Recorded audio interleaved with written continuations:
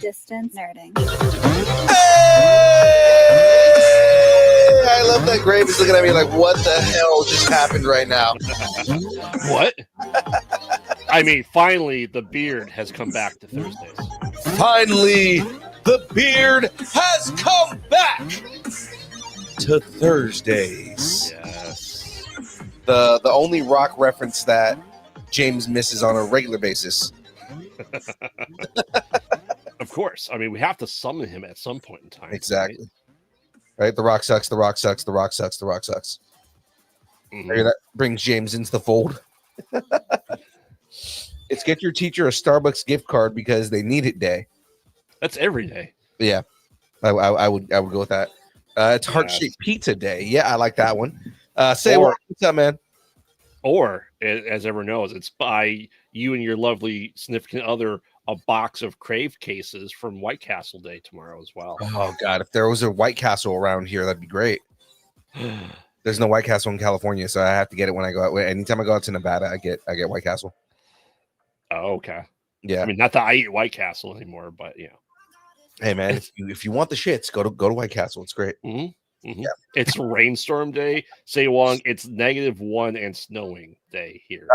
There, it's raining fucking cats and dogs here right now. Ooh, cats and dogs. Yeah, okay. Both of them. Well, ladies and gentlemen, our guest has not arrived yet, but we are going to do our regular to-do here because, ladies and gentlemen, this show and everything we do here is brought to you by all the good folks over at Debbie. That's right. Debbie is a brand of energy drinks created to help focus, concentration, reaction time with no jitters or crash. Debbie contains no maltodextrin, no sugar, no fillers, no artificial colors or dyes. Find out more about Debbie at www.debbie.gg. Use the code NERDING10 and get 10% off your order. It is delicious stuff. It is good. And every time I drink it, I have a nice little rush. So, ladies and gentlemen, get in on that. Get in on some Debbie. In the meantime, as I mentioned, our guest is not here yet. Hopefully, we see them soon. But if not, if it doesn't end up happening, then hey, we do an entire bracket, right? Ooh. Yeah, we've got brackets ready here, right?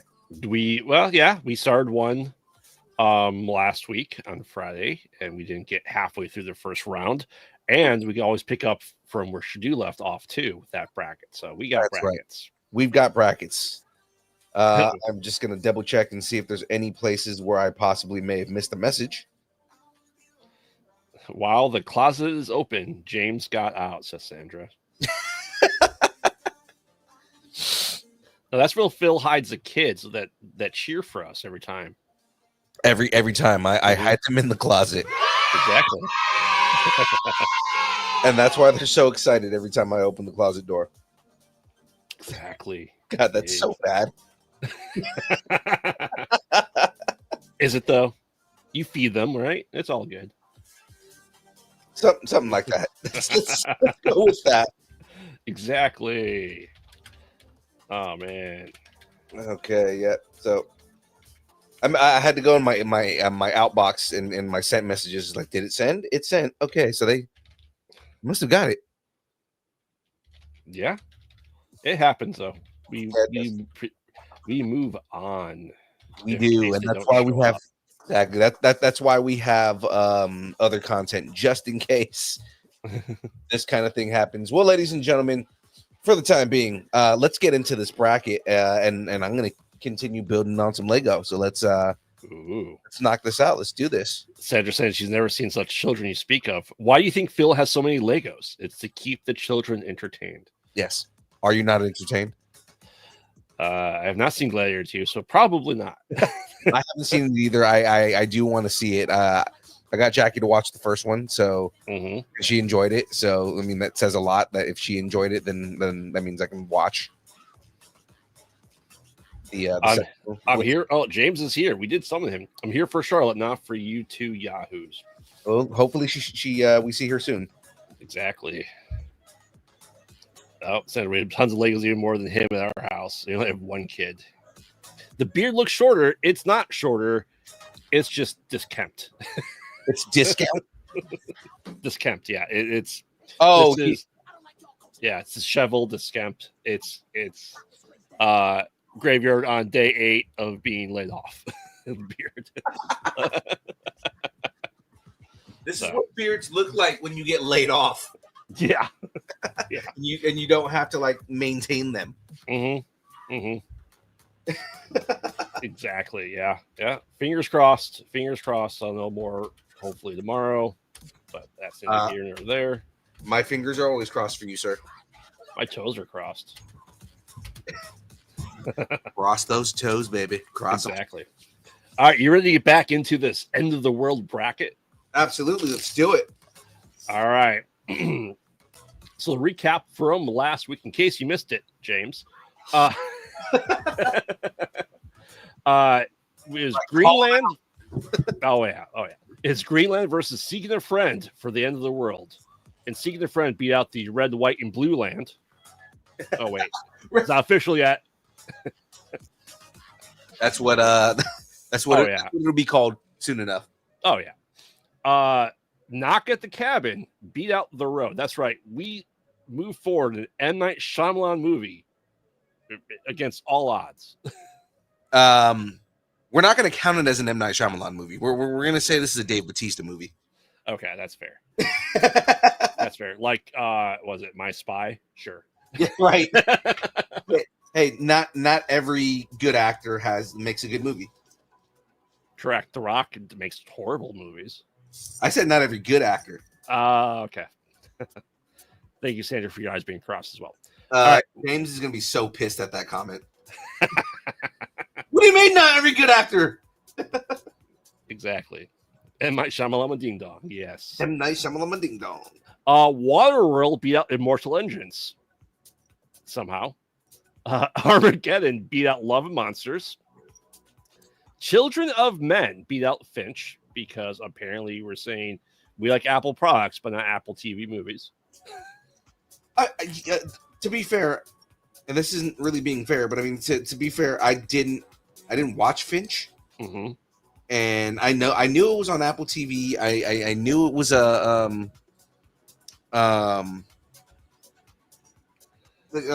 knew of the movie. I just never watched it.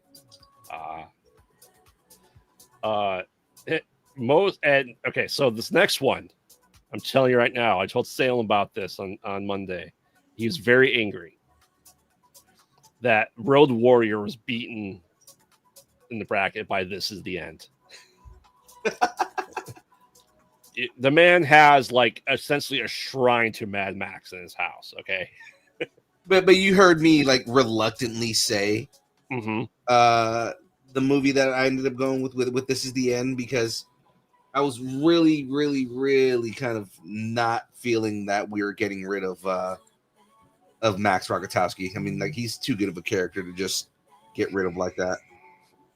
Well, they did that in Fury Road. He was in Fury Road, just not played by anyone. Probably. Really. Oh, you mean no, not Fury Road in Furiosa. Furiosa, yeah. Yeah. He was in Fury Road. Like, right, yeah. Furiosa. He was. His back was there. By his back, I mean some random guy. I Am Legend beat out Deep Impact, the family version of Deep Throat. Deep Throat. Exactly. Not the route that I was going down, but yes, we'll go with that. Why not? Interstellar beat out Don't Look Up. All right. All right.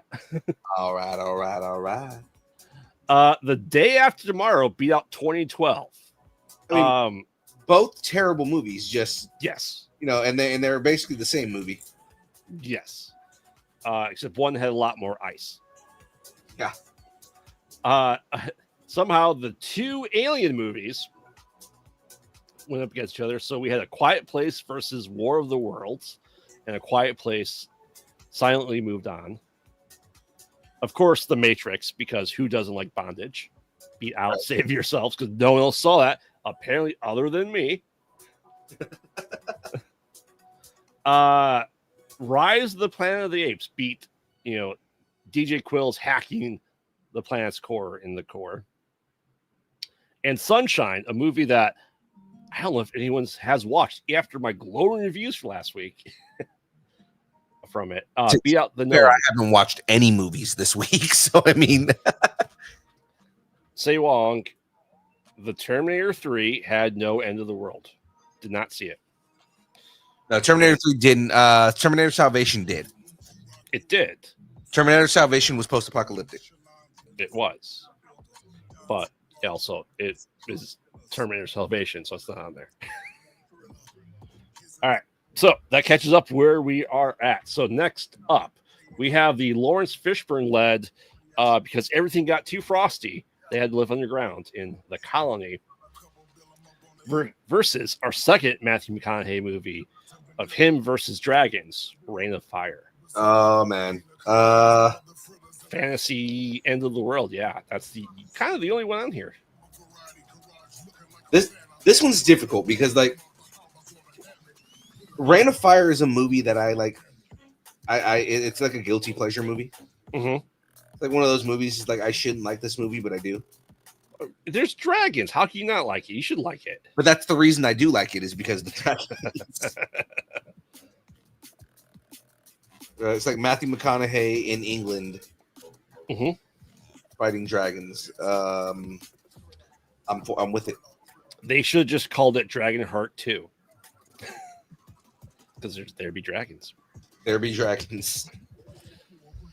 Jeff says Reign of Fire. I agree. I think Reign of Fire is the better of the two because the colony just doesn't stick and live in my head like Reign of Fire does. Yeah. The colony I've only seen once. Reign of Fire I'll watch maybe a dozen times overall. It's just an interesting, different take on kind of like the end of the world, end of humanity. Yeah, I remember just rewatching it as a kid and like trying to find it as much as I could because dragons. Right. Did you ever see the colony? I did not. Okay. That was one of those movies like so it's not like Sunshine where I'd never heard of it. Right? Mm-hmm. Like I know the colony. It's one of those movies I'm aware of, and I just never found the time to watch it, and then it just fell off my list. Yeah, it's not. It's like I would say a lesser Snowpiercer. Okay, but it's like the same, like a similar concept to Snowpiercer. Yeah, except you live underground instead of a train. On a train, yeah. I'll say Wong says the colony. He must not like Matthew McConaughey that much. All right. Exactly. He keeps getting older, but the dragons stayed the same age.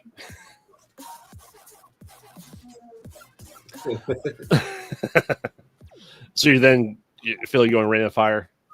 I think I'm going Reign of Fire. Okay. Yeah, it I mean, as you point out, it is kind of like a guilty pleasure movie for some reason. Like I said, I at that point in time didn't realize it was Matthew McConaughey in the movie.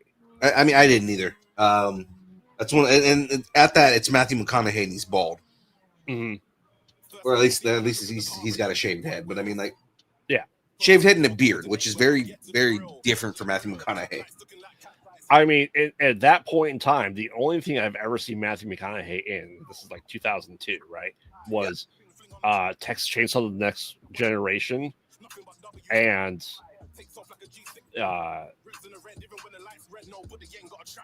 what's that movie? Is it Fast Times? Oh, Fast Times at Ridgemont High? Yeah, yes. That's it. That's all I knew Matthew McConaughey from. Well, like, because this is also pre like rom-com Matthew McConaughey, so like this is before he became like the ultimate rom-com guy, which he then had to like dig his way out of because he didn't realize what he got himself into. Yes, that's slightly above Hallmark movies. Yeah, if you listen to his interviews and he talks about like how he started doing rom-coms and then he got stuck and typecasted in that, and he was like, "Nope, this is not going to happen. I'm not getting typecasted in rom-coms," and spent the rest of his remaining years until he got out of that slump with taking on every role that was like the furthest away from a rom-com. Oh yeah, for sure. And I completely agree with his choice of that, because let's face it, Hugh Grant was in that boat for forever. Yeah. And until last. recently getting out of that.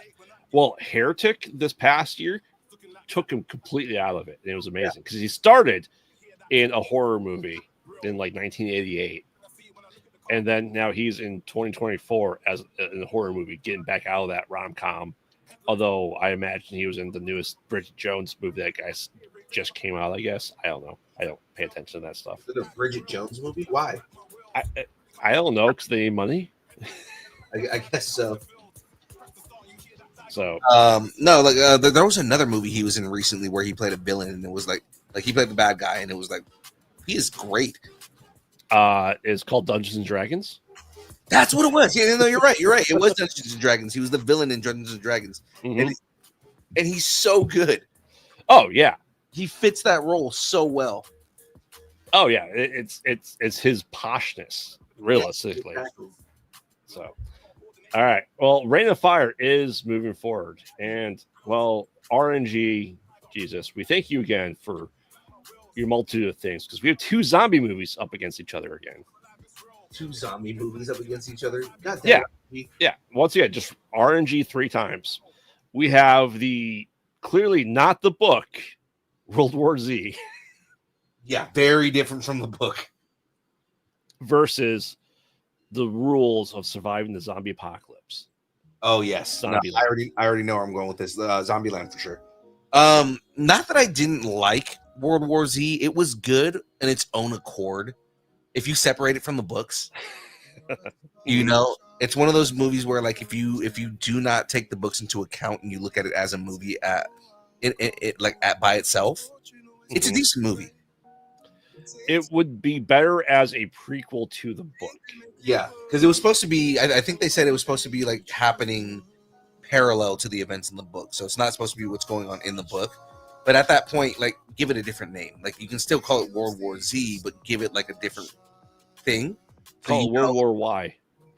Well, but I mean, like, still, you can still do World War Z, but do like kind of how you said, like World War Z Day 1 or something like that. Yeah. Like, you know, something where it's clearly not adapted from the book, but it's something that lives in that universe. Like I'm okay with that. I'm okay with if you take the story and say it's not the book, but it lives in that universe, right? Rather than just like making an entirely new story, and like tangentially, you know, linking it to the book.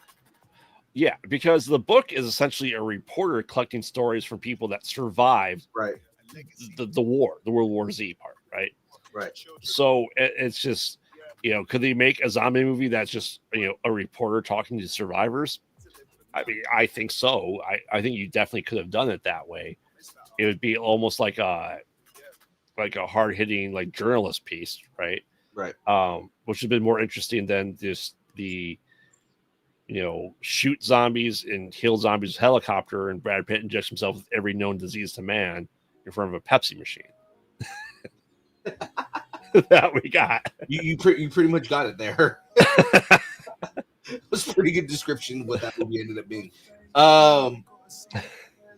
Yeah, I mean, again, it's decent on its own as a separate piece of media, but not like when you compare it to World War Z, it doesn't really hold up in that sense. Because the book's definitely better. You know, it's one of those things where it's like, the book was better. Oh yeah, without a doubt. But like I said, Zombieland was refreshingly fun. Yes, it was a different take on the zombie genre that really hasn't been done. Right. It was a twist on the genre, and I think that's what we just all love it so much. Is, you know, it's like it is that dark comedy. Yeah, you know, where it's like, you know, you have a bunch of people who are surviving and trying to survive. But then, you know, it's also, you know, there's comedy moments in it, like Bill Murray scenes. That's exactly what I was trying to do. Is trying to get to is the Bill Murray scenes. Like, you know, Bill Murray shows up and he's dressed as a fucking vampire or as a zombie. Yeah, and he's like, "Oh wait, you guys are alive!" Like, "Oh my god, it's Bill Murray blending in with the zombies." That's hilarious. And that's funny. It's like you could see Bill Murray doing that. And I think what's interesting is because, like, at that point in time, zombies were kind of played out. We were already getting like Warm Bodies, right? Which is like a love story dealing with zombies and everything like that. And we realized that 10 years or so before we had Shaun of the Dead, which was a comedy zombie movie and done really, really well.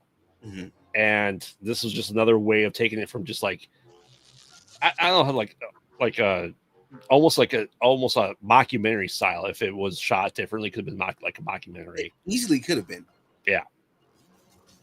Actually, I got to ask you, because I don't know if this movie counts as post-apocalyptic or not, or if it's like apocalypse because it's a zombie movie. But The Dead Don't Die, is that on this list? It's not. We don't know how Adam Driver, like Bill Murray and Adam Driver. That was the movie. Because I was very on the fence with about Adam Driver when it came to like Star Wars and everything like that. I'm like, hey, he's a good actor, but I mean, that the character's kind of whiny. And then you see his comedy chops in The Dead Don't Die, and I was like, okay, no, I actually like him. He's actually pretty good. Well, I think Bill Murray being in that movie helped his comedy chops because Bill Murray will just do whatever he feels like. Right.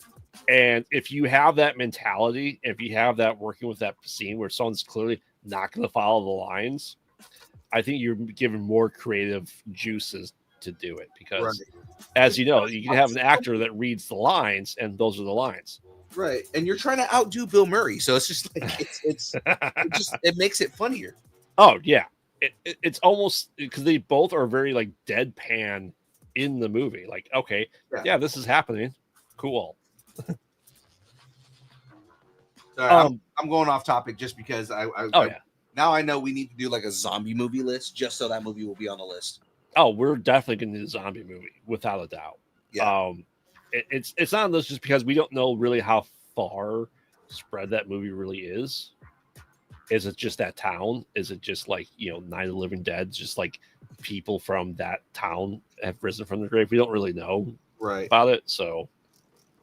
That's why it's not just like full on apocalypse. Like this is why 28 Days Later is on. That's because 28 Days Later was just the UK. The UK being taken over. It's not the end of the world. This is the end of the UK. Well, I mean, I guess 28 years later is supposed to answer that question, though. It is. We'll get there. I think it'll be interesting to see where we get there. I think maybe too little, too late because Walking Dead's already done it at this point. Yeah, Walking Dead still hasn't done like they still haven't like explained the zombie apocalypse yet, though. No. And I hope it's something as stupid as a satellite that came from space. Oh, isn't that what what's his name said it ended up being? Yeah. That's the original Night of the Living Dead explanation too. Yeah. So, which is such a dumb explanation. Now, how a satellite from space brought people back from their grave, I have no idea. That's what I'm saying. That's such a dumb excuse. Like, let's a satellite. What? Mm-hmm. Did it bring like some alien disease? Like, give me a clear explanation. What does that mean? I don't know. But yes, Zombieland. We're going back to the to the question here. Zombieland is definitely my choice. Oh yeah, it's like that role was made for Jesse Eisenberg. Oh yeah, I think it really cemented him in that like nerdy type role like perfectly. That's why he doesn't play good Lex Luthor. But yeah. What's the line he has that pissed everybody off? It was what the red coats are coming. The red coats are coming. Line. Yeah. Like Lex Luthor is a nerdy character. He's not that nerdy. He's like sophisticated. Jesse Eisenberg is just like a stuttering, mumbling fool nerd. So I can't imagine him ever getting in front of like a board of people that are investing millions of dollars and talking like that. There's no way. Like, we're not getting this guy. He's not going to be the face of the company. Yeah. And then the real world happens. Right. And then people like that run the world. So Yeah. I mean, this is why this bracket was made, quite honestly. So I had to include the inspiration for the bracket and the real world example of it too. So Zombieland is moving forward. All right. Next up, we have The Day the Earth Stood Still. I'm thinking more of the original one than the Keanu Reeves really, really bad one. Yeah. Versus Chris Evans on a train, Snowpiercer. Ooh. Hard to call. If we're going with the original, The Day the Earth Stood Still, that movie's a classic. It is. And it is considered one of the best films ever made.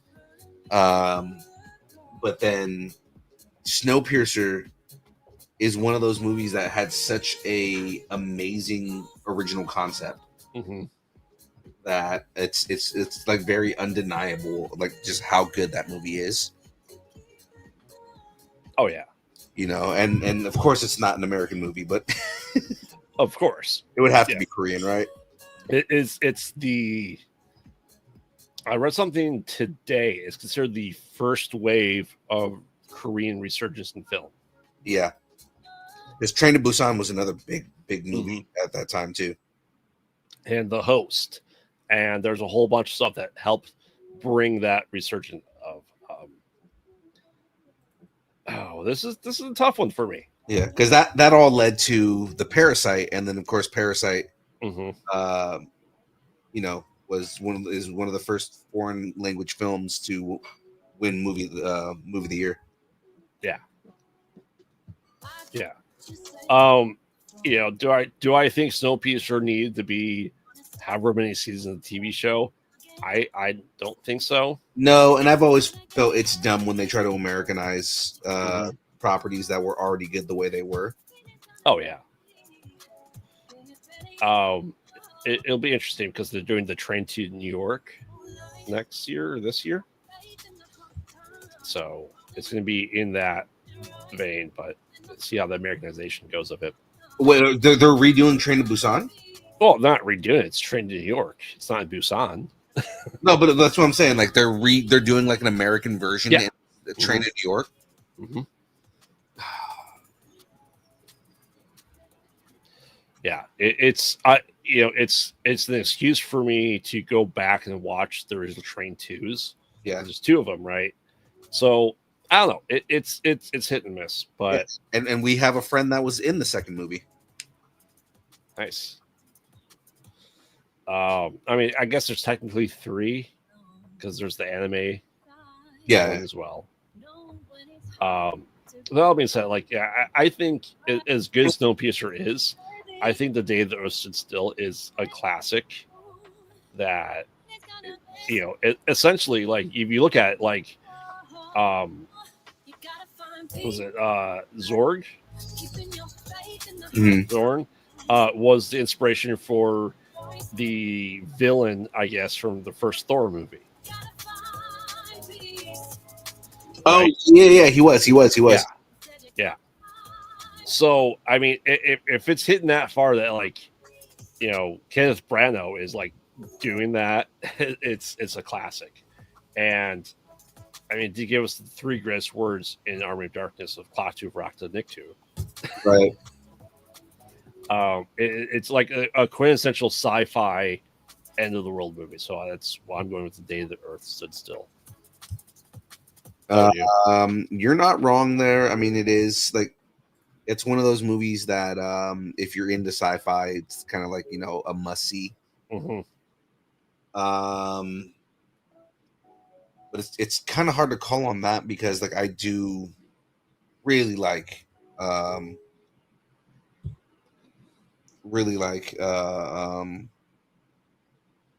Snowpiercer. Yeah. Because that movie again, it's an original enough concept where it doesn't feel like somebody's copying something, somebody's repeating something. Right. It's just a really well done movie. Mm-hmm. And again, I talked about this last week at the end of the show, but one of the best fight scenes in any movie, and that's the axe scene inside the train where he fights all the like 50 axemen. Oh yeah, Yeah, for sure. you know, and he did that in between Captain America, so like nobody expected that. No,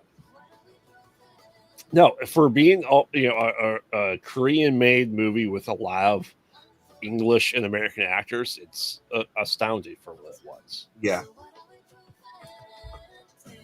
that's why like it's hard for me to choose because again, it is a movie that is, you know, like a top tier movie, Mm-hmm. but it's going up against the quintessential classic sci-fi. Yes. You know, it's one of those movies that you are disappointed in your friends if they haven't seen it. Oh yeah, it's. I completely agree. It's like it's what Plan 9 from Outer Space tried to be, but couldn't be. Yeah. I was listening to something actually the other day that was talking about uh this like space cult, Mm-hmm.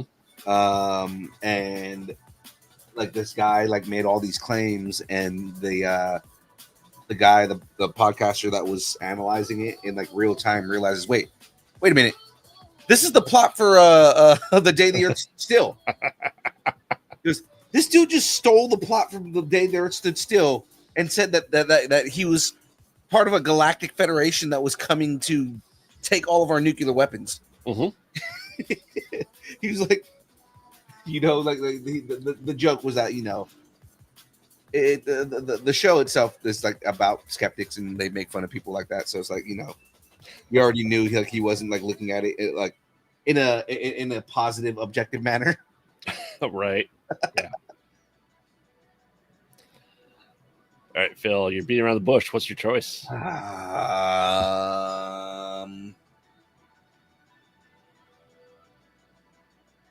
I think I just because it's based on the apocalypse, I think I'm gonna go with Snowpiercer.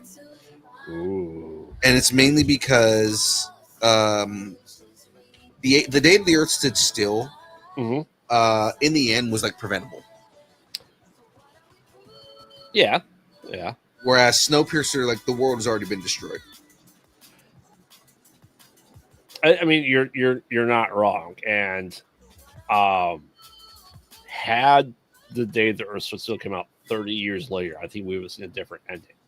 Just because it had it come out 30 years later, that he would have destroyed the planet. Well, I'm just saying because at that point in time, people went to movies for good, happy endings. Against all odds, the hero wins. Right. And it really wasn't until the 80s and 90s that we got like the bad things happening, right? That we could have prevented it. So right. I mean, I don't disagree, but that does put us at a tie right now. So Jeff voted and Se Wong voted. You and I voted. Sandra, we need you. Break the tie for us, please. You have the tiebreaker, Sandra. You have all the power in the palm of your hand.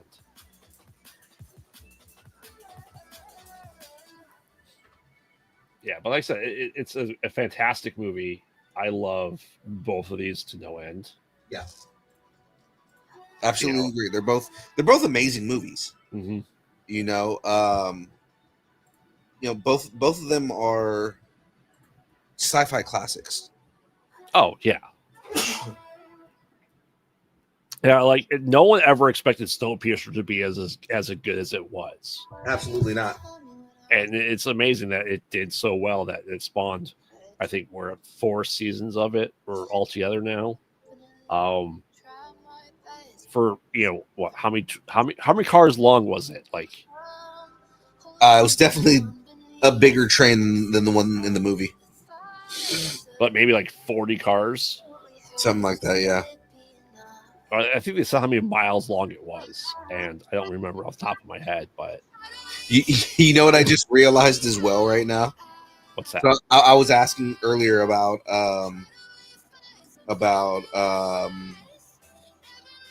The Dead Don't Die. Mm-hmm. and I just realized Tilda Swinton's in both those movies.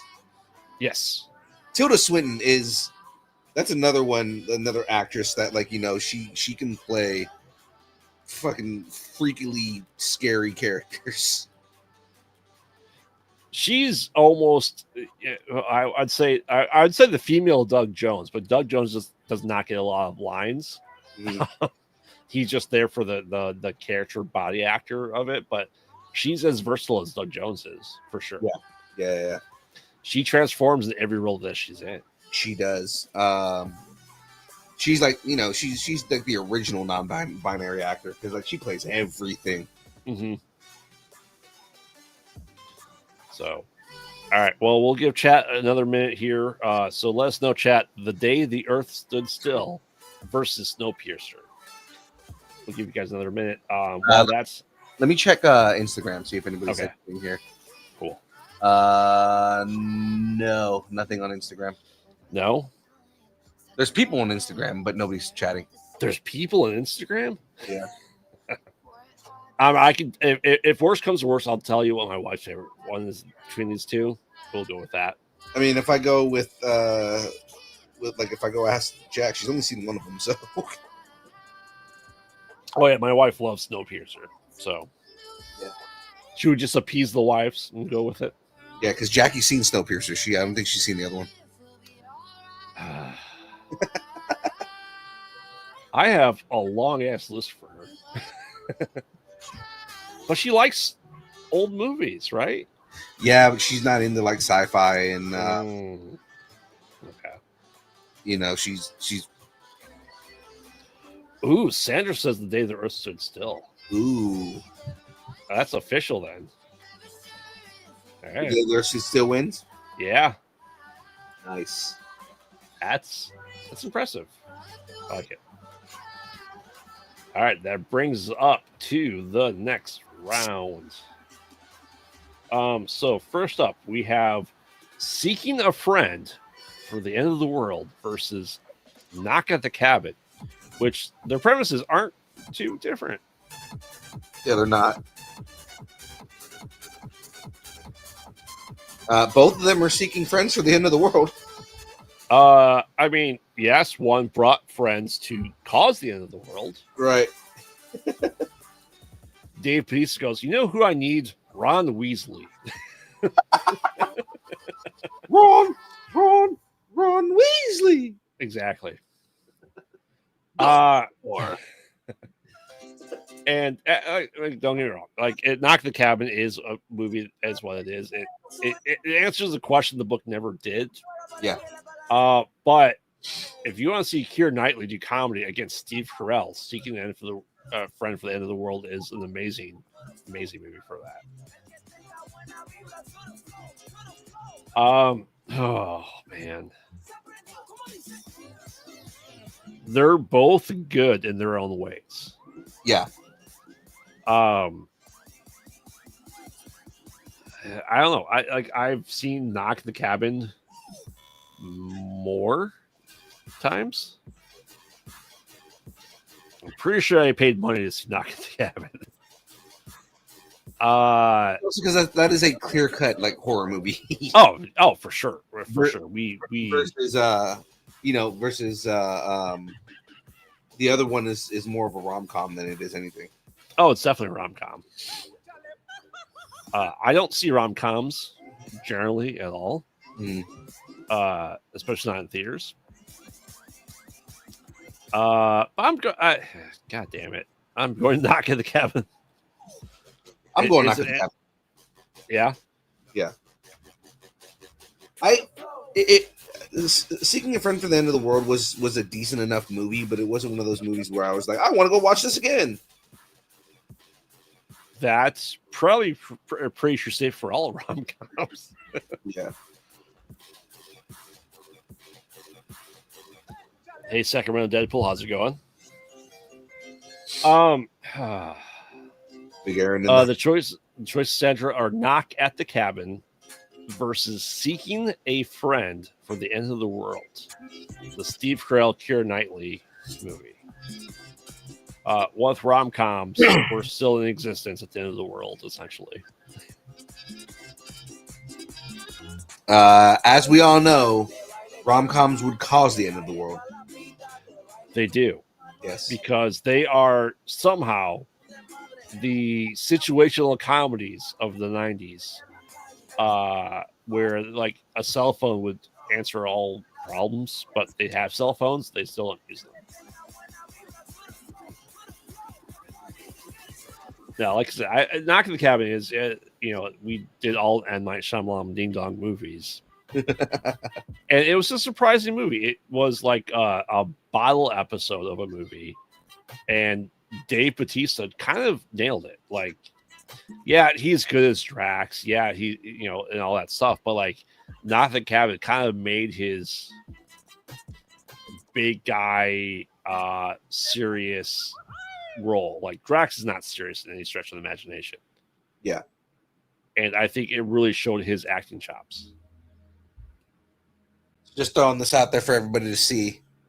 I've got a miniature Princess Peach. Oh. And a miniature Mario. Do you ever find it is true in Legos? Is Peach taller than Mario as well? Yes. Lego? Oh yeah, absolutely. She is like physically bigger than Mario. Now, is it because she's not human? Are we doing the toadstool theory here? We are. That she's actually just a mushroom in human form? Yes. Yeah. Or whatever the Mario movie decided to tell us that they're doing number 2. Well, essentially, like Star from like Star Road, essentially made into human. Oh yeah. Who's all Sacramento Deadpool? So who's all seeing Brave New World tomorrow? I am not. I'm seeing it this weekend though. Yeah, I'm planning on seeing it this weekend if I can find the time. Oh yeah. I definitely want to go watch it. I'm like, the reviews are starting to come out and people are like fucking panning the shit out of it. But also I think that is just generally everybody's just panning it because they don't like one of the complaints that I'm seeing people online about is the same is like the dumbass like the dumb excuse people have, which is it's a lot of the racists out there saying that they don't like that Captain America's black, and it's like, he's black in the comics. What are you talking about? There's 2 black Captain Americas in the comics, and they're both in this movie. Without seeing the movie and getting too much into it, because that's not the show that we do on Thursdays,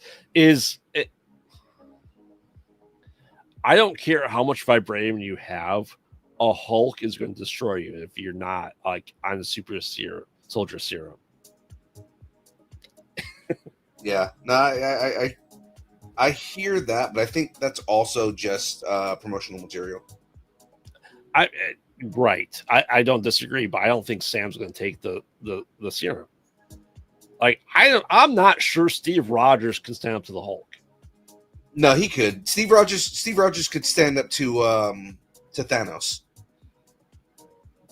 and Thanos fucking destroyed the Hulk. Well, in the MCU, yes. That's what I'm saying. In the MCU, it has very much been shown that Steve Rogers, like by proxy, Steve Rogers could hold his own against the Hulk. At least that version of the Hulk. Right. We haven't. Yeah, we haven't seen a full World War Hulk level Hulk. Like the minute we get World Breaker Hulk, it's over. Oh yeah. Yeah. Am I inclined to think this movie is not setting us up for it? I don't know. I don't know, because they're saying that they're saying it's in development. So I mean, it could, if it's in development, they could be setting it up. Okay. The only way World War Hulk can exist is before Battle World. It cannot exist after. Like, it has to be like the Elseworlds or different dimension version of Bruce Banner. Yeah. But also, I mean, like, they've already kind of gone out of line, because like World War Hulk happens canonically in the comics, it happens before Civil War, Mhm. but also happens before Planet Hulk, and we already got Planet Hulk. It happens for Old Man Logan too. Yeah. Mm-hmm. Well, let's face it, the Hulk is nerfed to all hell in the MCU. Oh, he is. He's fucking super nerfed in the MCU. Yeah. I don't know. I would love to see this mysterious movie between, like, one or two movies between Doomsday and Secret Wars, essentially, to be a World War Hulk movie. Or we have to have World War Hulk on, like, Sakaar. I can see that happening. Yeah, but like not on Earth. There's yeah, no way. I can see that doing World War Hulk on Sakaar, and mainly just because at the same time, again, this is it's going to be kind of hard to explain everything because Scar just showed up in She-Hulk. She-Hulk, Mm-hmm. and Scar isn't born until after Planet Hulk, which happens after World War Hulk. So it's like, well, we don't know that 2 years that he was on Sakaar. Yeah, it's entirely possible that Sakaar was a prosperous planet until World War Hulk happened and became a trash planet. I'd see that. Yeah, no, I can see that being a thing. Yeah, because essentially you're going to have, in order to go against God Emperor Doom, Smart Hulk cannot exist. It has to be World War Hulk to be brought to Battle World. Or Hulk's going to do nothing with his injured arm. So. Yeah. All right. But that's enough of the end of the world stuff. Let's get back to this end of the world bracket. We are tied again for seeking a friend for the end of the world versus Knock the Cabin. So Sandra and Jeff both said seeking a friend. So we're tied. What? With you and me. Yeah. So chat. Say Wong.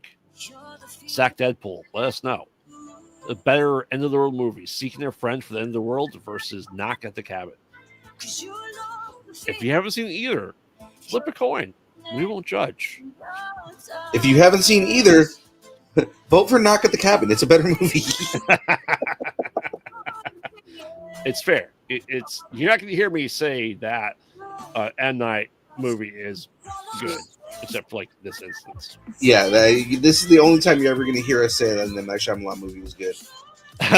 Sack said seeking Say Wongs and Knox. So we're at a tie again. Holy smokes. You guys are disappointing me. Oh. Matt said Knock the Cabin, so there we go. Thank you, Nitsoa. Thank you so much for not disappointing me. Shout out to comicbook.com for saving me. He can't be here for the Marvel MCU talk, but he's here for the bracket. All right, so Knock the Cabin is moving forward because of Dave Bautista. Clear. All right. Next up, we have Jeff didn't see the other one. I didn't see the other, so we just went with Jeff said. Okay, that's fair, Sandra. We have, Space Oil Drillers, Armageddon, versus Kevin Costner, Waterworld. It's poetic that these two movies go against each other, because I don't like either of them.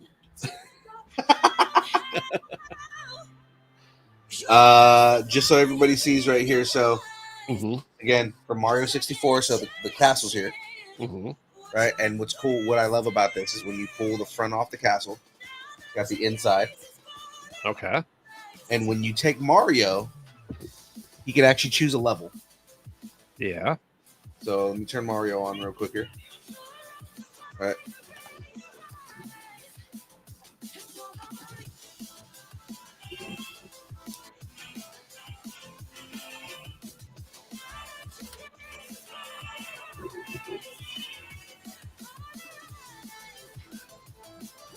So I put Uh-huh. him on there, and he starts playing the music for the choice screen.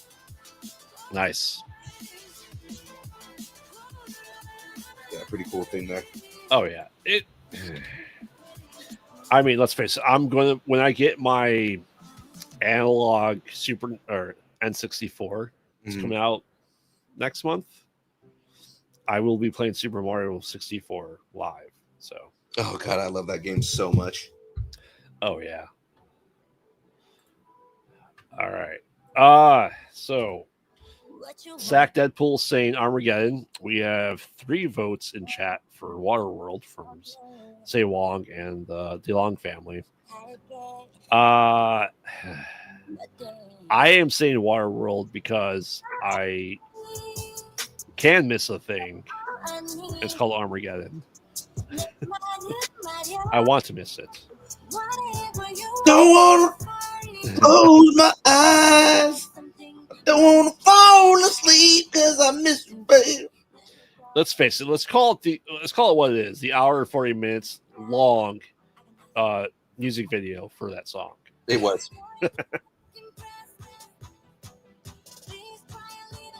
What do you think, Phil? Waterworld for sure. I never liked that movie, man. Armageddon's not good. And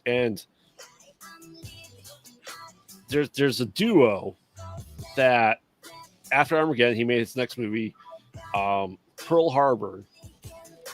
And just remember that Pearl Harbor sucks, and I miss you because Matt Trey and Matt Stone and Trey Parker are geniuses that Michael Bay just keeps getting to make shitty movies.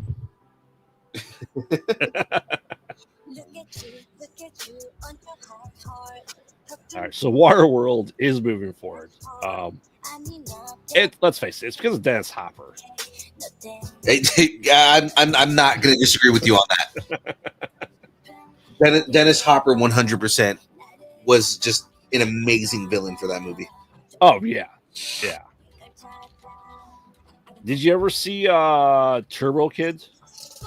Turbo Kid. Yeah. It sounds familiar. Think Waterworld, but with like a Mega Man motif. That came out a couple of years ago, but it's like a shot in the 80s or 90s. They actually say how they get water in that world. It's by grinding up people and diluting their blood. What? Yeah. They grind up people. Mm-hmm. What? Yeah. If you've not seen Turbo Kid, you need to watch Turbo Kid. That's insane. It's like it's almost like the sequel to Waterworld, quite honestly. I love it for it. God, that is okay. I have to watch Turbo Kid now. You do. Okay, hold on. Where's my list of movies that I need to watch? Couldn't be any worse than Leslie Nielsen as the villain in Surf Ninjas. Leslie Nielsen in anything is a national treasure, sir. Absolutely. Turbo Kid. All right. Yeah. Sunshine and Turbo Kid are added to my list. Mm-hmm. You're going to love both of them. Hands down. All right. So next up, we have Children of Men versus did we just get robbed by Hermione Granger? Oh, God. This is the end. Yes. Okay, again, that scene alone, mm-hmm. And God, so much of that movie, just the amount of ridiculousness in that movie. That Michael Cera's getting pleasured just while drinking a Capri Sun? Yes. Sadly, what's his name? I'm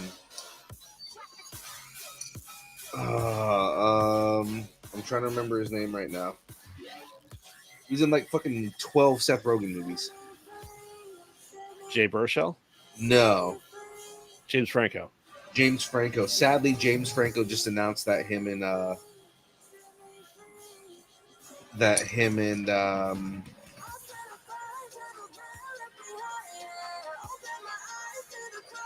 just said his name. God damn it, my brain is fucking mush right now. That James Franco and who? Seth Rogen? Seth Rogen, they're no longer friends. Is because James did bad things. I'm assuming. Yeah, it's my guess. But James Franco just announced, like publicly that they're not friends anymore. That's a weird thing to announce publicly. Yeah, and he Seth Rogen was like kind of pissed about it. I mean, James Franco is known for doing petty shit, so I mean, like that sounds like something super fucking petty. Oh yeah. So you voting for This Is the End then, Phil? I don't know because I like This Is the End. Mm-hmm. God, everybody's voting for This Is the End. Oh, they are.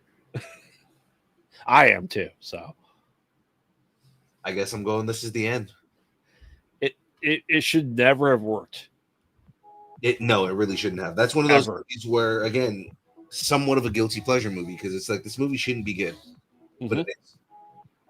Yeah, because really, that movie in all reality is a bunch of friends acting like a bunch of idiots, and said, "Let's film, us acting like idiots." Hey, I think they said like 90% of that movie was improv. If Adam Sandler can do that, they can do it too. Okay. Yeah. Yeah, I think they said like the majority of that movie was improv. Oh, for sure. Yeah, for sure.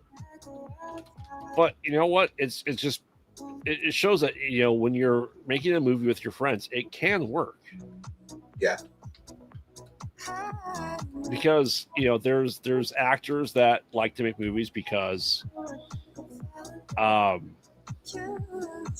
you can, but it's also just that making a movie with your friends. It's a huge difference, quite honestly. Yeah. And it shows that they had fun with it. They didn't care about anything else that happened in the movie. I love that they both, at the same time, they both made new tropes about themselves and they played like kind of like made fun of like rumors that people had about them. Oh, for sure. Yeah, it's a meta film because everyone's playing themselves. Mm-hmm. Which it's like, hey, we're gonna film a movie over a couple of weeks. Whoever's in LA, let's come shoot a scene with you. We don't care who you are. Rihanna, sure, come on in. I loved that Scott Pilgrim. Yeah, Michael Cera. Yeah, I love that Michael Cera was just like a massive cokehead. Oh yeah. I mean, you can never see it in real life happening, but that portrayal of him was amazing. Yeah. Yeah, all that stemmed from, Jay and Seth Save the World, right? Or The End of the World was like the short they did like years prior. Yeah. And I like the fact that like it plays, as you said, they're playing, versions of themselves, but like that Seth's popularity just grew, while Jay's didn't really grow with Seth's, right? Yeah, which kind of sucks because I love Jay Baruchel, man. I wish stuff. Yeah, he's done amazing things, and he's always going to play that nerdy kid. It's him. He's freaks and geeks through and through. Because it's like he's just like weirdly awkward, but it's so great though. Mm-hmm. Yeah, it works for him though. Yeah, it does. All right, so This Is the End moves forward because we have no votes for Children of Men, which is amazing. That saddens me because that's such a good movie. Yeah, that it is. All right. Next up, we have The Fresh Prince of Bel-Air versus zombie vampires and I Am Legend versus Matthew McConaughey and a cube rectangle alien creature in Interstellar. Okay, so Interstellar Mm-hmm. being one of, again, a movie that moved science forward, Yes. or a movie that we literally talked about like 2 weeks ago, being a movie that desperately needs the CG to be updated. Yes. I don't think Interstellar will ever need an update. No, that movie, everything is just fucking gorgeous in that movie. Oh yeah. What if in the end of this, like in the end, all the movies, the movies that go up against each other are both Matthew McConaughey movies, That like Interstellar would be versus pretty Rain of Fire, amazing. like Interstellar versus Rain of Fire. I don't know. With our chat, I don't know. I can't tell if we're big Matthew McConaughey fans or not in our chat. Or he just picks decent movies to be in. Yeah, Listen, as we said last week, I Am Legend was an absolute masterpiece when it came out. it's a good movie as far as like when you look at it objectively. Like the story is good. Everything about the writing was good. It's very well acted. The problem is again, it does not hold up visually. No. In the slightest. Now, is that necessarily like a piece in the bad column? I don't know.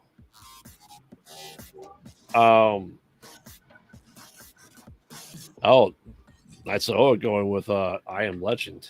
Ooh. Oh, is I guess the really question is how many times you watched Interstellar versus I Am Legend? God, I've watched I Am Legend way more. I don't know. I've watched them both like a lot. Mm-hmm. I watched I Am Legend a lot because I was one of those movies that I would like watch on repeat for a while. Mm-hmm. And then Interstellar is a movie that just I've watched multiple times to further understand it. It's one of those movies that like it's such a smart, like it's so well done that you get something different every time you watch it.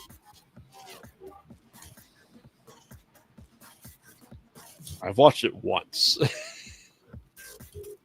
I've watched I Am Legend right there with Knights of Oa. It's a lot. It's an awful lot.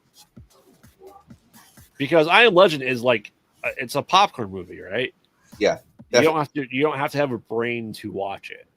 Interstellar, you have to be paying attention. You have to be aware of everything that's happening while watching it. I'd say every single time. So does that make it a better movie? Probably, quite honestly. Because there's always going to be something that you miss. I Am Legend is Will Smith and his dog. In the third act, a woman shows up versus vampire zombies. Right.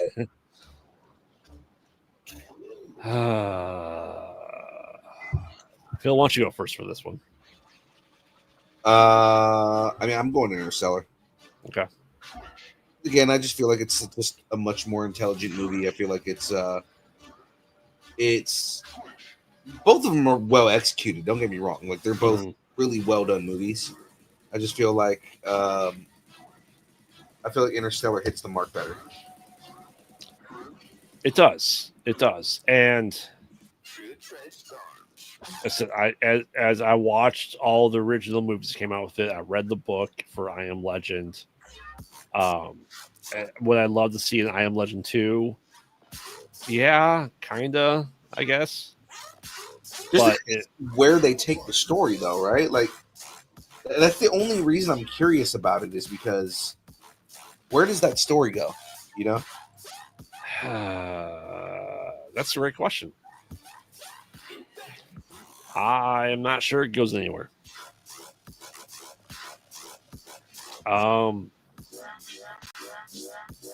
I agree. It's Interstellar. As much as I watch I Am Legend, Interstellar is a Objectively better movie. oh yeah, Yeah. yeah. So update the graphics before I Am Legend 2. We'll talk. We'll talk. God, if they did that, if they were like, we're gonna remaster I Am Legend, that'd be it. The whole game would be over. Oh, for sure. Yeah. For sure. Like I said, it's that movie that made us really rethink that idea, right? Mm-hmm. It's like, oh, great. You know, when in 2008 is phenomenal. 17 years later, it's not. Yeah. So Warner Brothers, if you guys are out there, I know you are. I know you guys all listen to this movie. Fucking, I'm talking to you, fucking David Zaslav. Literally, all you need to do is remaster it. Do not change the movie. Do not change anything going on. Digitally remaster the movie. Only the VFX. Right. That's my concern. I don't want them to George Lucas this. Right.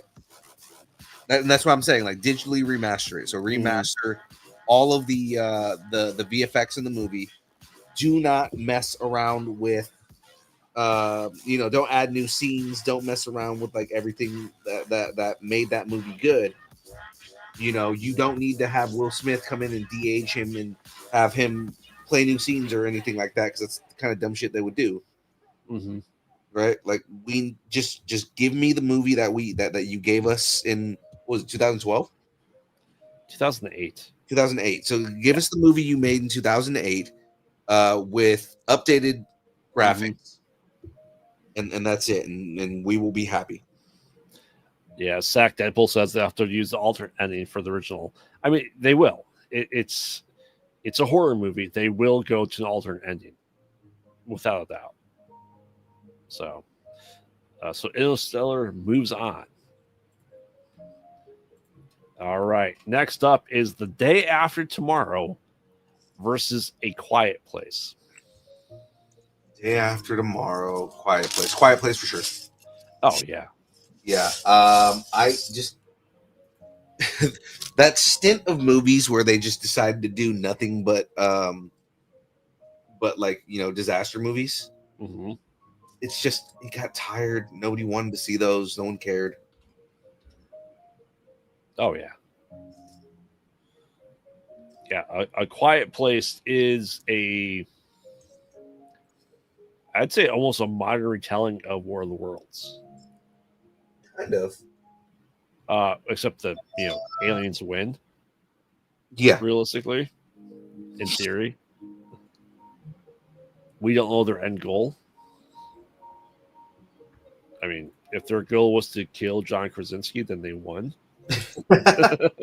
Specifically John Krasinski. He's too hot. He must die.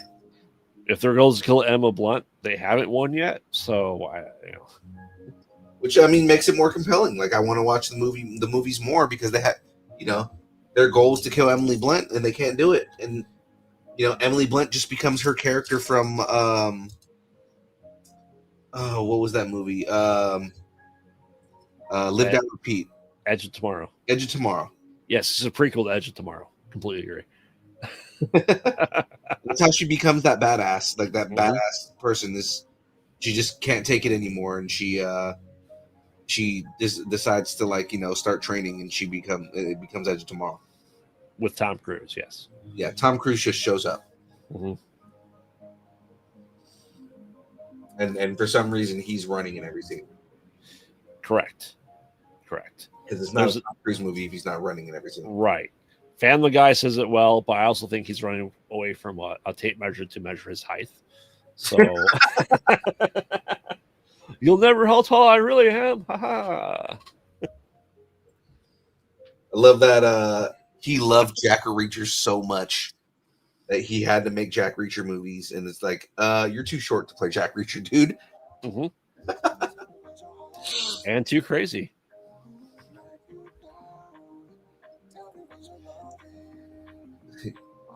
That's what I loved about Alan Ritchson. Alan Ritchson's like, again, as much as he is the comic book accurate version of Batman, he's also the book version of Jack Reacher.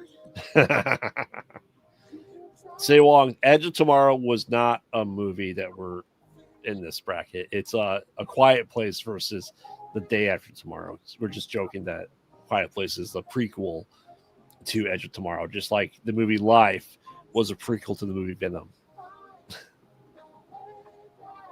Wait, Life With Ryan Reynolds? Yeah. is a prequel to Venom? I thought for sure it's a prequel to Venom. For sure. With Jake Gyllenhaal and Ryan Reynolds? Yeah. Yeah.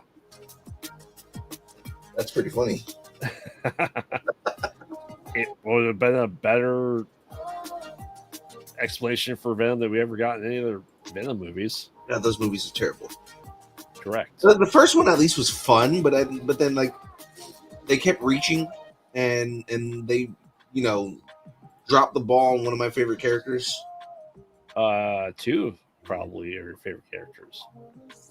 Well, I mean, if you count Spider-Man, yeah, they definitely dropped the ball because there's no Spider-Man. Null. Oh yeah, no, I have not watched the second one or the third one. Sorry, the third one. The wife put it on and go, yeah, no thanks. Yeah, I haven't watched the third one. I heard what's his name? I'm forgetting everybody's names today. I don't even look it up. I have the internet.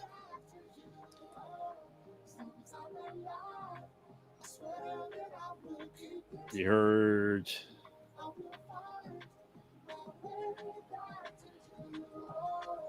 Andy Serkis.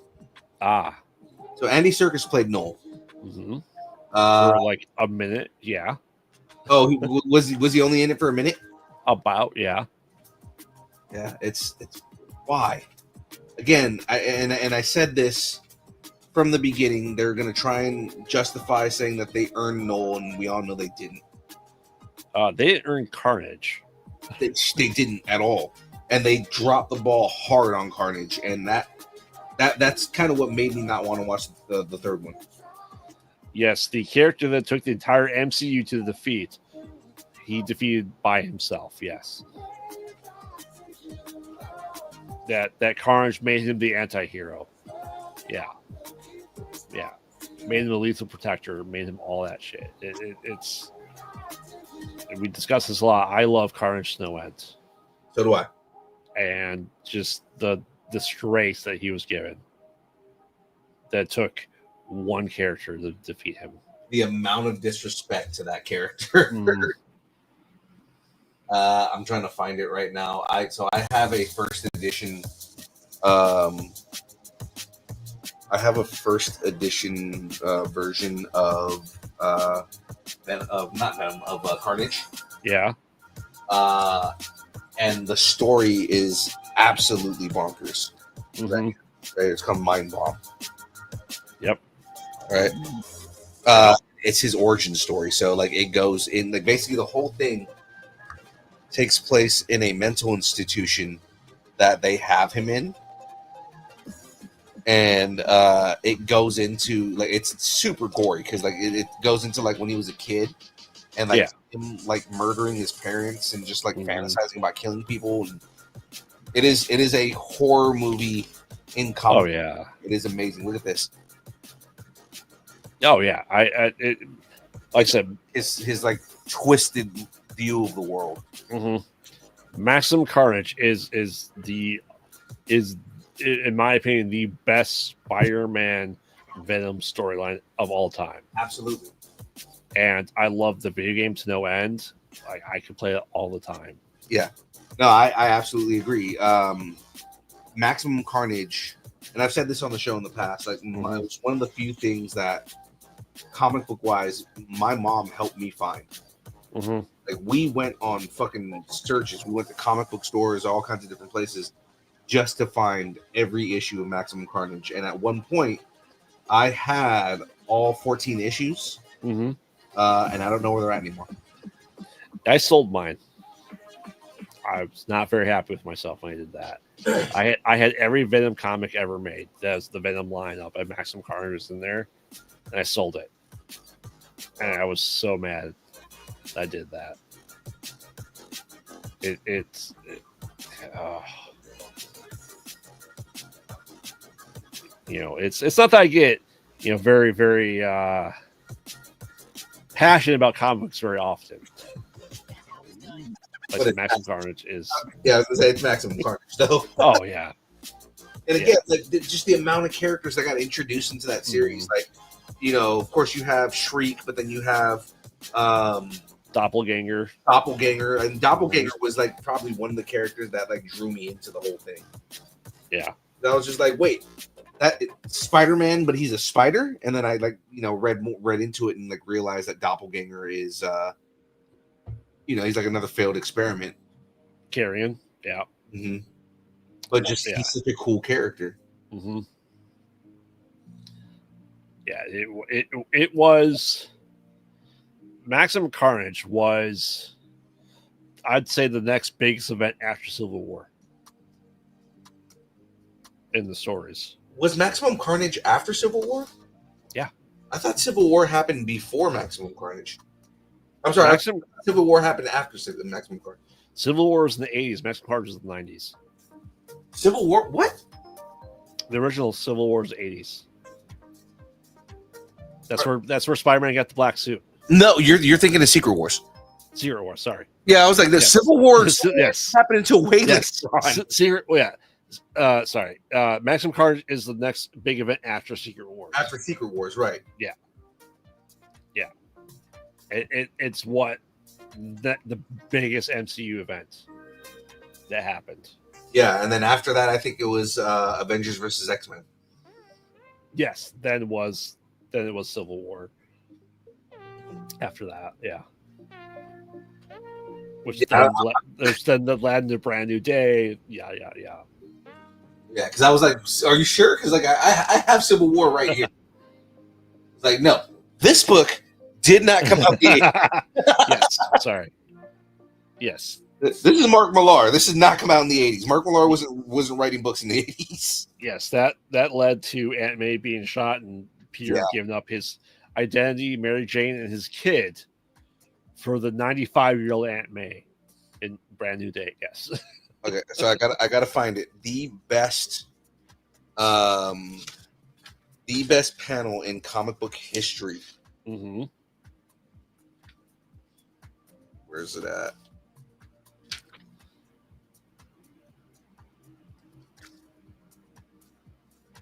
Oh man, I know I'm around it.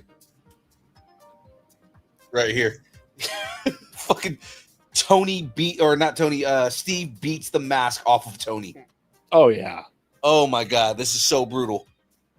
Oh, for sure. Yeah, you see Tony's face just broken out of the mask. It's so good. Oh yeah. Yeah, it's and this is why I'm a bigger Marvel fan than DC, let's face it. It's for stuff like this. Also, funny, sitting right next to it, I've got Deadpool versus Carnage.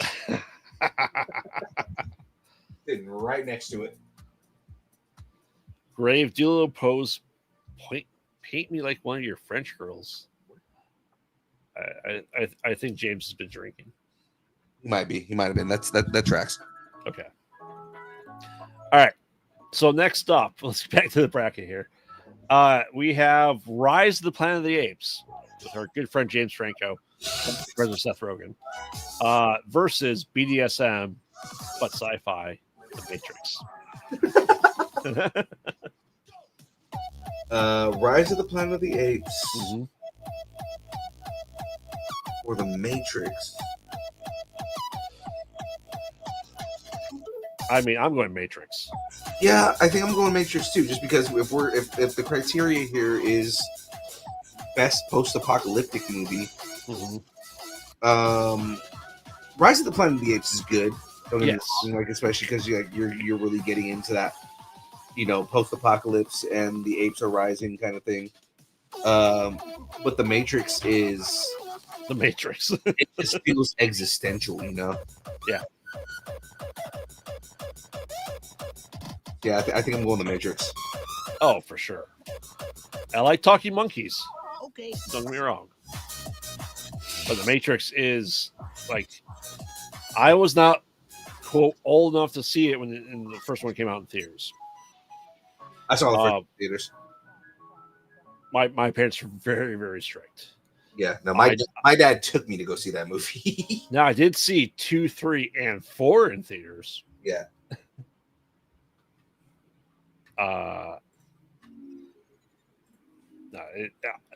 We talk about stuff holding up to no end. I think the Matrix generally still holds up pretty well.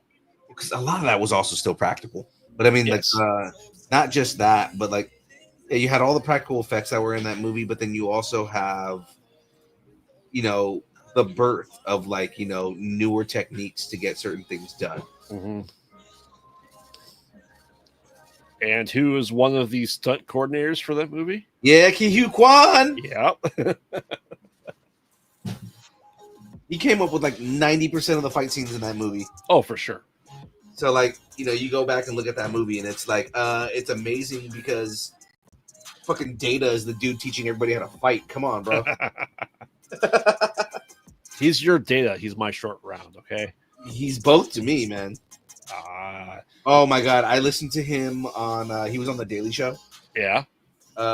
And they gave him a. He was talking to them about how like the next role that he takes, he wants to be a villain. Mm-hmm. Because he was just like they're fun, and I just feel like that's something outside of like my type because everybody expects me to be, the lovable goofy guy. Oh yeah. Right. So I want to play a villain in my next role. And Desi Leidick goes, I've curated a bunch of lines for you, and I want you to say them as your best villain, right? Uh-huh. So the first line is, and he does it like so well, right? He just looks over and he goes, what does he say? He goes, give it to me or you're gonna die. Okie dokie, Dr. Jones. And I love that you knew exactly what that was as soon as I said it, right? Because I was yeah. Give it to me or you're gonna die. Okie dokie, Dr. Jones. Yep. Yeah. I'm the Matrix. Oh yeah, the Matrix, hands down. Yeah, no arguments, no quaffs here. The fucking Matrix. Oh yeah, we only have one vote for Rise. It's because Jeff does not like sci-fi goth Jesus. Sci-fi, okay. Sci-fi goth Jesus, I'll take it. I mean, you're not wrong, but 100% is sci-fi goth Jesus. Yeah, but sci-fi cyberpunk goth Jesus. Exactly. But Dylan, if you say you don't like sci-fi goth Jesus, do you like monkey Jesus? That's what Caesar is. Caesar is monkey Jesus. Who stand up to Draco Malfoy? He goes, no. He totally did. All right. No surprise that we are still making phone calls on our rotary phones to our operator. The Matrix moves forward. All right. So we have fire-breathing dragons and Rain of Fire versus the big fire-breathing dragon of the sky, Sunshine. My choice is going to be skewed here. Mm-hmm. Because I haven't seen Sunshine, so I can't really vote on Sunshine. You need to see it. You need to see it. Which means obviously I'm voting for Rain of Fire, but oh no.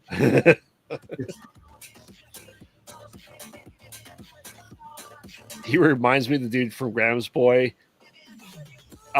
Considering the dude from Graham's Boy was trying to emulate Neo for the Matrix, yes, that makes perfect sense. Yeah, he 100% was. That was part of the joke. Yes. As much as I like dragons and Matthew McConaughey with a giant axe fighting them, it's Sunshine, hands down. It's It is a sci-fi horror movie that kind of turns into a slasher. And I appreciate it for that. Do we have to add a movie night also to game night, Philippe? Sandra wants to know. Yes. We may need to. Only thing is you know, I don't know how Jack would feel about that. Why not both at the same time? Yeah. I mean, we could have during watches as well. We can have watch parties. We can do Discord. We can do all that stuff. We can, and that's something I've actually wanted to bring back. We used to do that a lot when we were still doing Hardly Heroes. Okay. There was an app that allowed you to watch Netflix movies with an audience. Mm-hmm. So you could go, like, you know, you could, basically I could choose a movie and then I could send a link out to like everybody and we could all watch the movie together. Yeah. And there's a chat inside of the of the thing, so you have to watch it on your computer, but there's a chat bar on there. So we would just be sitting there doing Mystery Science Theater to movies, and you'll love this. The first movie we did was the second Ghost Rider. Ooh. And we were just fucking clowning the entire time. Oh, I would 100% do MST3K. Yeah. It was hands down. It was in chat form, so it was like, you know, it's pretty funny still. Oh, I would get silhouettes of us and put it on screen and do it.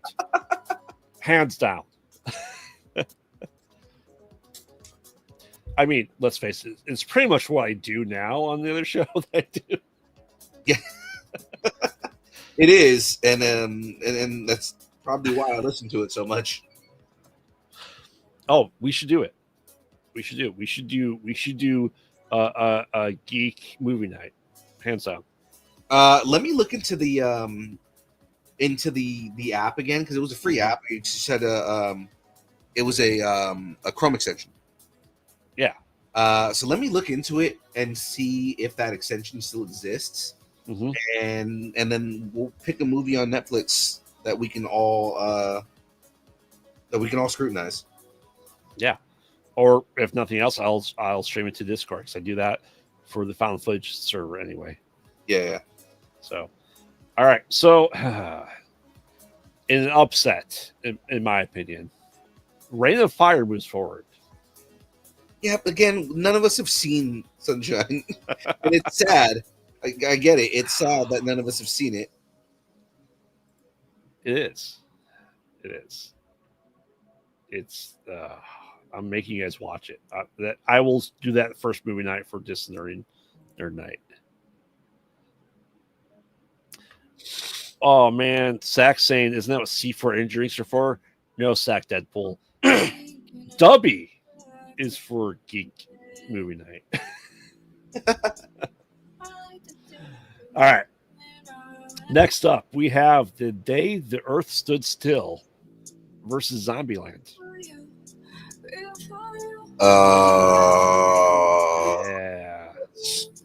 That's not fair. It's not.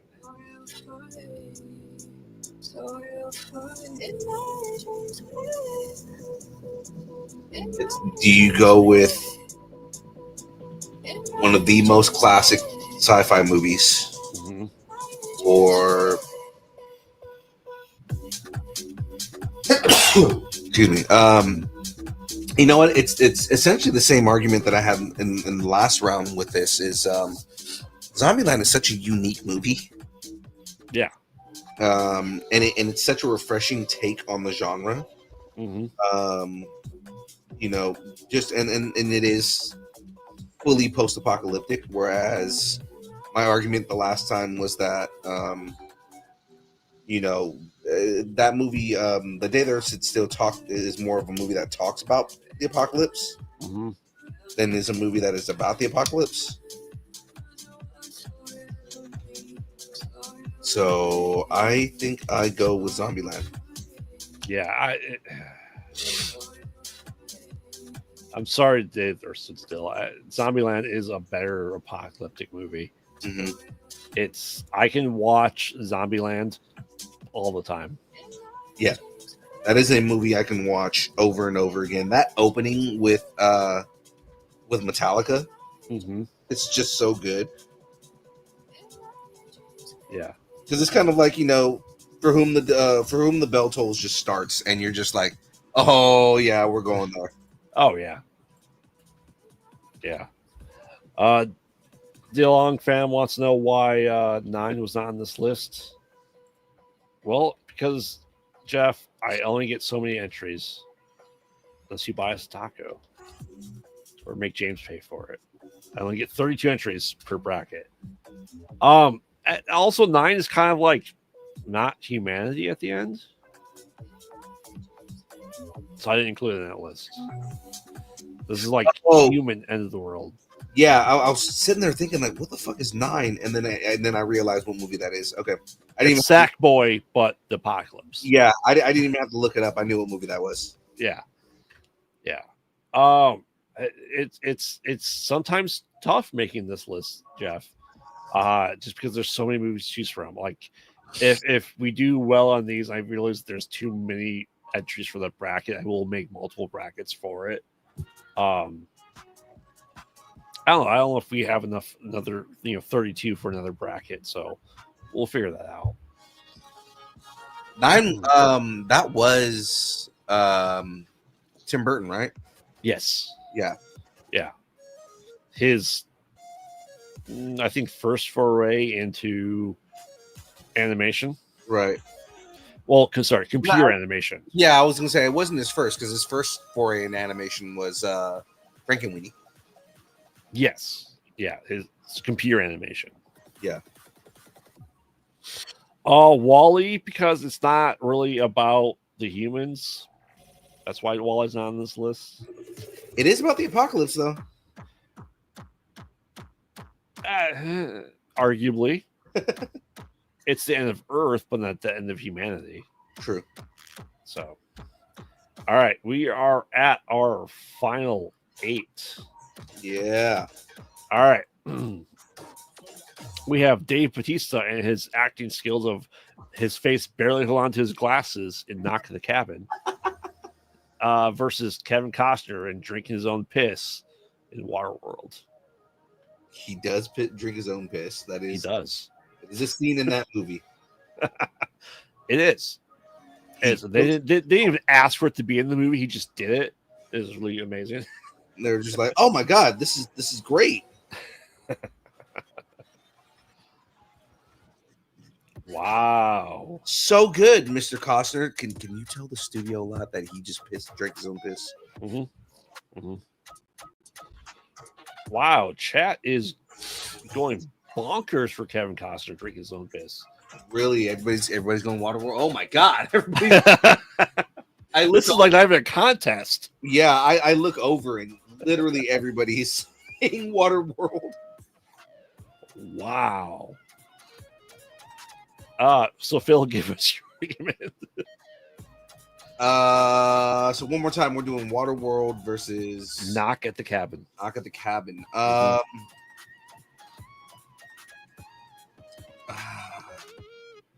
Like me personally, that's kind of a hard choice. Knock at the Cabin's a really good movie. Considering it's a fucking M. Night Shyamalan ding dong. Correct. Waterworld is one of those movies that I think, like if they announced tomorrow that they were making a sequel to Waterworld, I think there would be a lot of clamor for it. Waterworld's one of those movies that I think people wanted to see more of, and it just never got it.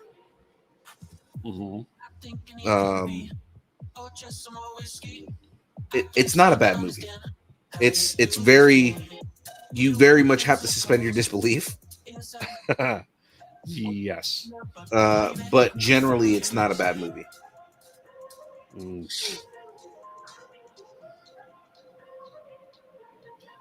I don't know. I am not a Kevin Costner fan per se. Well, you don't like Dances with Wolves? No. No, I don't. I didn't like him, telling Superman not to save him from the tornadoes either. So even though he could have just fine. He totally could have. Superman could have saved him easily. Oh, for sure. For sure. I'm not a fan of The Postman. I'm not a fan of The Field of Dreams. I'm not a fan of Tin Cup. Man, you just named a lot of good movies right there. I understand. I understand. He was like, the poster boy of the 90s. I also did like Swing State or like you named a lot of good movies that generally people like. Yes. I don't like dramas. Oh well. All right.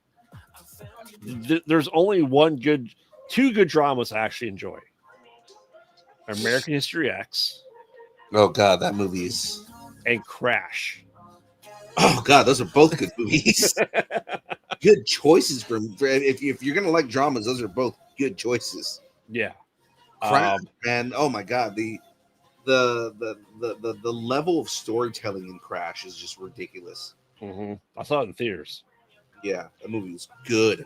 My friend too was like, "Hey, we're seeing Crash." I'm like, "Oh, I don't know what this is." I watched it. Go, holy shit! As Sack Deadpool let me know, I forgot Bodyguard too. I'm sorry. I will always love you though, Sack Deadpool. Yeah, always. Because will always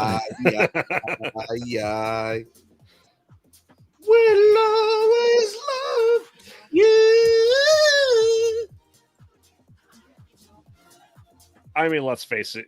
If Deadpool came out carrying Hugh Jackman at the end of Deadpool and Wolverine with that song, we would all stand up and cheer. Just funny that's something that probably would have happened. Oh, for sure. For sure. I'm surprised it didn't. Yeah. So are you going Waterworld then, Phil? I'm going Waterworld. Okay. I'll be the lone wolf on this one. Go knock at the cabin. Not that it matters, because our chat says otherwise. They'd rather see Kevin Costner drinking his own piss. I love that you keep putting it that way, because it's like, how are you people not understanding? He drinks his own piss.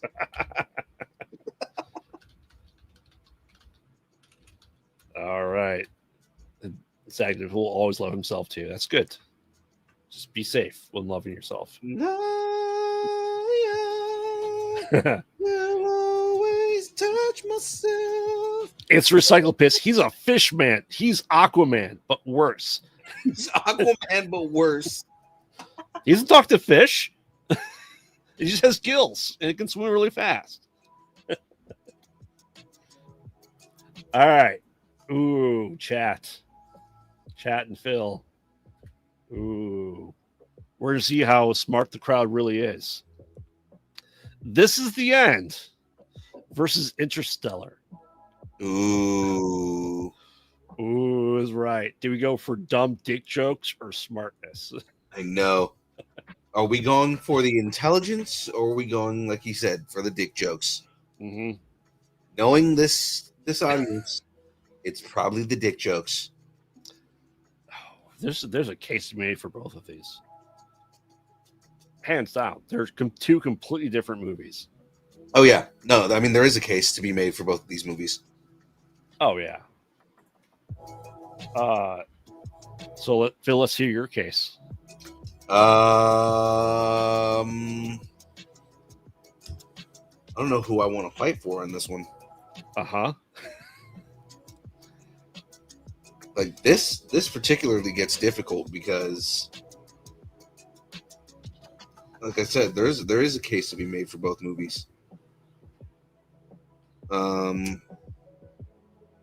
On one side you have Interstellar. Interstellar is, as we keep saying over and over again, one of the most intelligent movies to ever be produced. I mean, and you can't be surprised because it's Chris Nolan. That's just kind of what he does.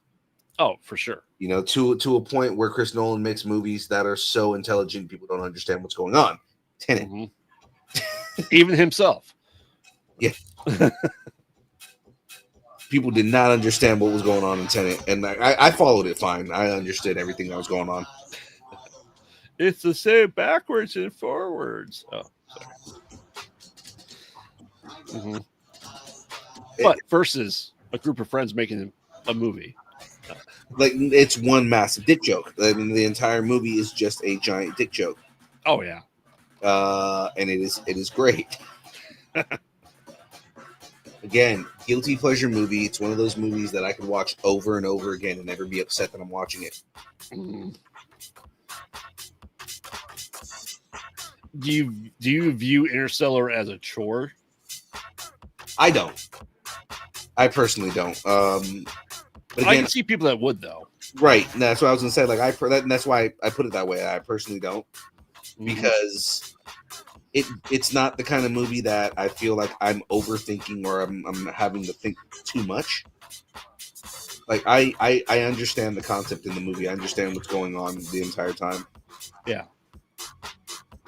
I'm also somebody who, like, just will randomly read up on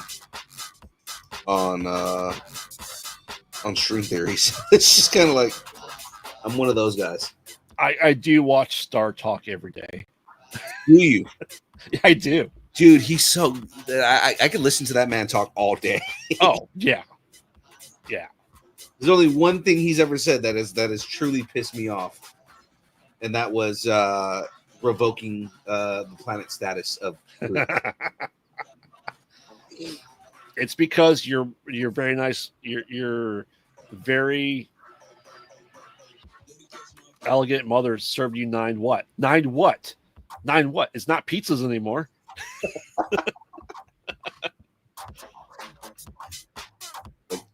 Mr. Tyson, I love you. I love you to death. I love everything that you have taught me. Mm-hmm. But you really pissed me off in getting rid of Pluto as a planet. Mm-hmm. Now, again, scientifically, I understand what you did. Doesn't mean that I like it.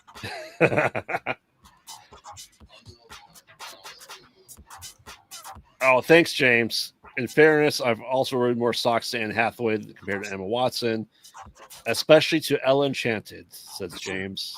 Thanks for the input there, James. Oh, wait, what? Yeah, it's about ruining socks with Anne Hathaway. I saw somebody post something online talking about the guy posted, let's clear the air now, something like that. With like Anne Hathaway is basic and it's not that hot, and I'm just like, you take that back. Yeah.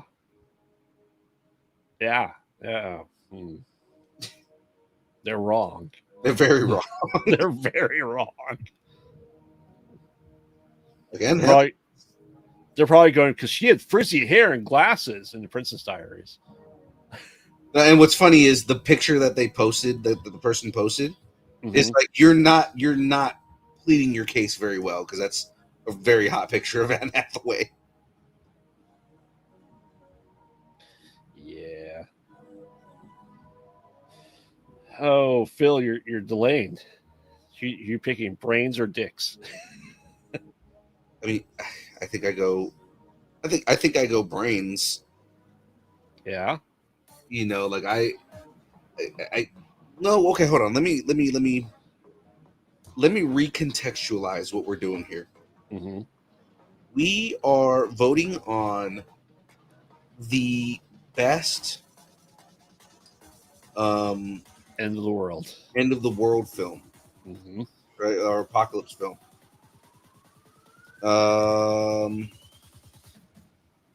For as intelligent as Interstellar is, for as much of a scientific take on like the world and kind of like where we're leading ourselves to,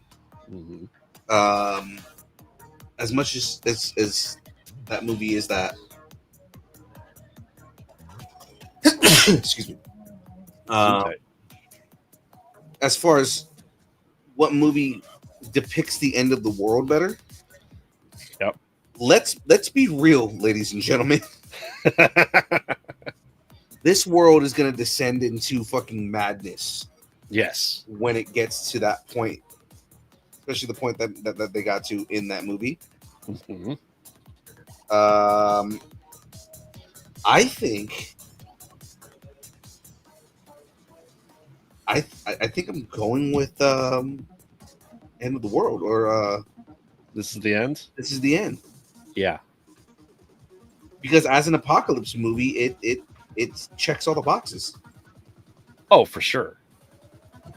I said they're, as you point out, they're two very different things. This is the best end of the world bracket, and there's still some hope in Interstellar. Yeah, there is, and it gets into a fucking massive quantum physics, bind at the end of the movie. But it in the end, there is still hope. Yes. Whereas in End of the World, there is no hope. The rapture just happened, and everything is fucking destroyed. Yes, including Satan's penis.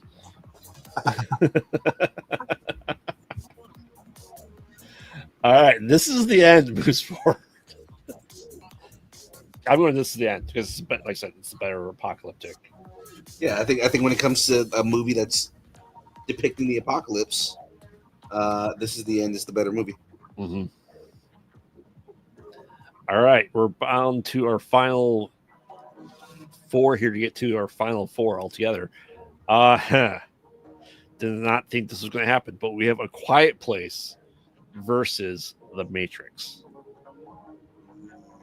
So both movies are firmly in the post-apocalypse, Yes, kind of like world. They're both in world-ending situations. Mm-hmm.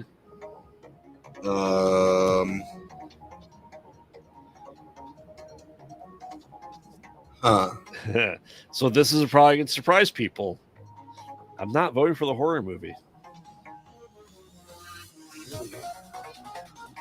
I'm going to Matrix. It's yes, there's still hope, but the hope is useless. It's futile. There's been 6 iterations of the Matrix.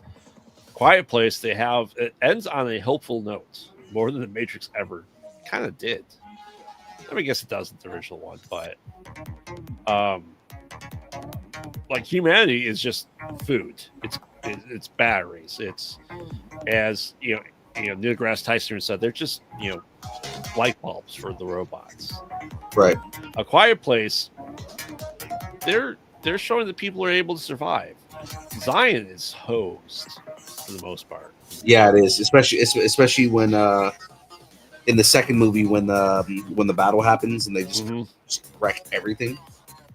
Because the whole thing with that is it's not a matter of like with everything with that there is no we're holding out for as much as possible, or it's an inevitability that Zion is going to be destroyed again. Because that was the other thing they talked about, is Zion it gets destroyed on a regular basis. Yeah. And my reasoning really for going to Matrix as well is because this isn't an otherworldly disaster piece. This isn't the Earth blowing up because of tectonic plates. This is our own doing. Yeah. Of AI warning. AI, 1999. Right. It's like, especially considering like where they're trying to get AI to right now. Like they are trying to create the Matrix. Right. They're essentially trying to create the singularity at this point. And to me, that is a better end of the world type scenario, is when it's by our own hands. Right. Because you can say Independence Day or Resurgence. It's an outside force that we can't overcome. This is us doing our stuff to ourselves. We, as humanity, put ourselves in this situation, and that's more terrifyingly true than what we could ever expect.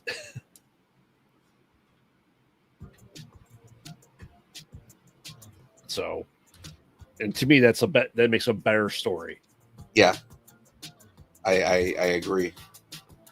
Just so you guys can see where I'm at right now, let me pick up the screen because we only got 10 minutes left. There's no point in opening another bag. So yeah.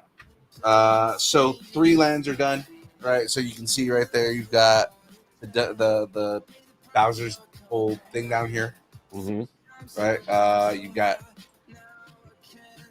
this the castle world, so like the world where you start in the game. Yep. Right, and then King Babam, baby. Ooh. This way better. Okay. Yeah. So you've got the dog on the Chain chomp. Yep. chain chomp. Yep. King Babam at the top right there. Yeah. Right. You have the cannons in there. Like basically the entire world is built out right there. Awesome. Right. So when we come back next week, the next piece that I'm going to start building is the ice world. So the penguins that people you would grab and throw off the edge or try to throw off the edge. Oh yeah. Yeah. Well, I mean, she's only upset if you throw her kid off the edge. If you throw the other penguin that's not her kid off the edge, she doesn't care. But just so you guys can see it here, and this one's cool because you can take apart parts of the world and you can like see everything. Mm-hmm. Wow. You guys can see right there. So by the time I'm done with that kit, all right. So there's penguin right there, And that's the top penguin is the one that you race on the slides. Right. So what's cool is you can see this right here when you pull that piece off the front right there. Yeah. It's the slide. Ooh. Yeah. That is classic music too in 64. You can kind of see it right there. Nice. It's awesome. So pretty cool. Like I said, I love how many Easter eggs are in these things like that. Oh yeah. And DeLong's no show tomorrow because it is Valentine's Day. Yes. So yeah, guys, we're not going to be doing a show tomorrow, just because it doesn't make sense to pull Grave from his young wife. I'm pretty sure she's older than yours. Probably, but I mean, I was trying to give her a compliment. Damn it! She's not going to watch this. Damn you! All right, shall we do one more here? We'll get to our final four. Yeah, that's fine. Let me switch cameras here. All right, DeLong, you guys can have a fam. You can have a show tomorrow. We'll join you in chat. Absolutely, we'll be in the chat hanging out with you guys. Yeah. All right. For our last seed for the final four, we have Reign of Fire, which has made it this far, versus Zombieland. Oh God, Reign of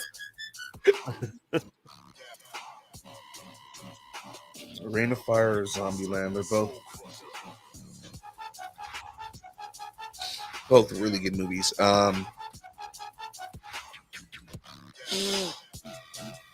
No show because of romance. Yes, romance. Yeah, that's the reason. Oh, it's mixed. Matrix for the win. It's entirely possible Matrix wins it all. Let's face it. It is. I'm going Zombieland because cardio, right? Because cardio. I got to pull up the rules. I'm sure somebody's like put all the rules online. Yeah. Oh yeah, right there, Zombieland Wiki. Yep. They have all the rules listed. Well, Rule I mean, number one. Yeah. Rule number one: cardio. When the virus struck, for obvious reasons, the first ones to go were the fatties. Number two: double tap. Mm-hmm. In those moments when you're not sure the undead are really dead, or really dead, don't get all stingy with your bullets. Yep. Number three: beware the bathrooms. Yep. It's true. Whether zombies or not, public bathrooms are dangerous. Yeah. Right. Don't let them catch you with your pants down. Yep. Number four: buckle up. Fasten your seatbelts. It's going to be a bumpy ride. Mm-hmm. Number five: light travel. And I don't mean just luggage. Number six: don't be a hero. Number seven: limber up. Yep. Number eight: when in doubt, always know your way out. Number nine: the buddy system. Yep. Number 10: check the back seat. Number 11: enjoy the little things. There is no number 12. It goes right to number 13. Number 13, shake it off. Number 14, always carry a change of underwear. There is no 15. It goes to 16. Number 16, opportunity knocks. Number 17, don't be a hero. Why don't you take this one? I think don't be a hero is on here twice. Yep, six and number 17. Number 17, be a hero. Some rules are made to be broken. Okay. Oh, the rule, it says rule has been updated. Number 18, limber up. Going down that hill, it's very important. I think that was also number 7. Yeah, it was. Number 19, break it up. Number 20, it's a marathon, not a sprint. Unless it's a sprint, then sprint. Number 22, when in doubt, know your way out. Said that one before too. Number 23, Ziploc bags. You got enough problems. Moisture shouldn't be one of them. Number 24, use your thumbs. Number 25, shoot first. Number 26, a little sunscreen never hurt anybody. Number 27, incoming. Number 28, double knot your shoes. How many are there? Okay, there's not that many. Number 30, pack your stain stick. Number 31, check the back seat. No one back there but my duffel bag. Again, I think they're repeating that. Number 32, enjoy the little things. They did repeat that. Yep. I hate to give credit to anyone who looks like Yosemite Sam, but I'm writing it down. Number 36, sunscreen. Number 42, keep your hands to yourself. It's just polite. Number 52, don't be afraid to ask for help. Yeah, and they ignored Rule 52. Don't be afraid to ask for help. Number 53, wet naps. And that's all the rules. Interesting. Oh, there are also commandments. Yeah. Flagstaff had a variant list of rules he referred to as commandments. They include but are not limited to. So I think that's from the second movie because I don't remember. Yes. Yeah. Commandment number 1, teamwork. Commandment number 5, confirm your kills. Commandment number 12, the world is your bathroom. Commandment number 13, avoid perishables. Commandment number 16, expect the unexpected. Commandment number 20, warm up. Commandment number 28, shade. Commandment 29, cardiovascular fitness. And commandment number 45, mind your manners. Oh, I guess we'll do this on the next show, but I guess there's a whole list of deleted rules. Oh. So you seen Zombieland? Oh, okay. So I guess there were a bunch of promotional videos that Jesse Eisenberg and Woody Harrelson did, where they would do like rules and and they would like show the rule, and that was like a promotional thing. There's 1, 2, 3, 4, 5, 6, 7, 8, 9, 10.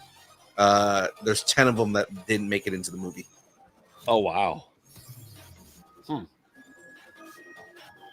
I love this. This just makes me want to go watch Zombieland. All right. So wet naps is definitely lifted from all military unspoken rules. It is. It's what we used to call a field bath. Right. You take wet naps and just like get your vulnerable areas. Like a horse bath. Yeah, and you'd still get rash. James is saying change the pop filter. This is my handheld, James. The pop filter's on my mounted mic. Ooh. Yeah. So right. You want to know our final 4 then? Yes. We have Waterworld. This is the end. The Matrix and Zombieland. Oh my God. All 4 good movies. All 4 movies that I wouldn't be upset if any of them won. Oh. Look at that. Right on time, too. I know, right? So, ladies and gentlemen, that is it from us this week. Before we let you go, I'm just going to switch everything over here. Before we let everybody go, sir, where can everybody find you? Where are all your pluggables? We need all the pluggables, Grave. Yes. You can find me as co-host of the Mostly Podcast. Mostly Pod. Mostly. Tomorrow, when you're whining and dining, having a nice steak dinner, why don't you put on episode 2 of the Valentine's Day Spectacular from the Mostly Pod Night Mostly, where 2 beards listen and rant about horrible, horrible movies. So you don't have to watch them. Yeah, I will definitely be listening to that tomorrow. Yes. We get into what do we get into? We get into the two Into the Dark episodes, and the Winnie the Pooh creators created a movie in 2020 called Cupid. It's not a good movie. It's not. Just listen to the new episode coming out tomorrow. We will be having a special Sunday episode of Conversations in the Void. Presumably everything still goes to plan. We will have Bruce Valanche on. Oh, Bruce is coming on your show! Yay! Yeah. So that's our. Exciting. So for everybody who doesn't know, I'm still talking with Bruce about getting a date for him, but Bruce Valanche is the writer of the Star Wars Holiday Special. That he is. Yes. So guys, you definitely are not going to want to miss that conversation in the void. Yeah, we decided, because October I ran myself through the wringer doing special episodes. We're going to do one special Sunday episode a month on Conversation in the Void. That's going to be this one. It's Bruce Valanche. The following next month will be Tommy Bechtold. We have that one signed out. On this show, I've been talking to Tommy for almost like a year and a half, 2 years about coming on our show. Yes. So check it out and follow us all social media at Pod Out at Night. Since I'm unemployed, I've been doing Mario and Luigi Brothership all during the day this week. So we'll be doing maybe Man and Medan tomorrow night if the wife lets me. I don't know though. Nice. I mean, I'm always allowed to support, so I'll probably be in the chat. There you go. All right. Well, ladies and gentlemen, you know who I am, your boy Young Phil, Distance Nerding. Now, of course, if you want to, follow us on all the social media places everywhere that exists, you can follow us. If it's there, we are there on Instagram, Facebook, Twitter. It's never going to be X, Twitch, TikTok, Threads, YouTube, Discord, Blue Sky, MySpace, Vine, GeoCities, Friendster, Second Life, AIM, Farmers Only, Christian Mingle, OnlyFans. It's only pictures of Aaron Watson's feet and Mandels the beard, Jamez's glasses, sitting on a table judging you, extremely judging you for not buying all the merch that we have.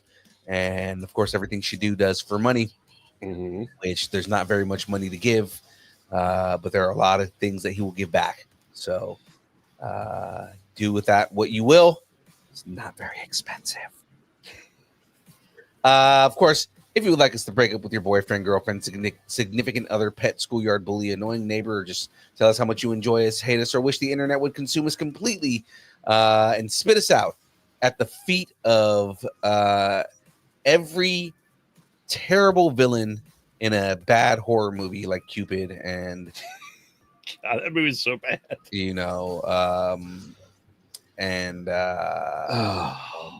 Winnie the Pooh from Blood and Honey and that movie's great. I know what you're talking about. The miners from Bloody Valentine, or at least the second one, because that one was kind of pointless.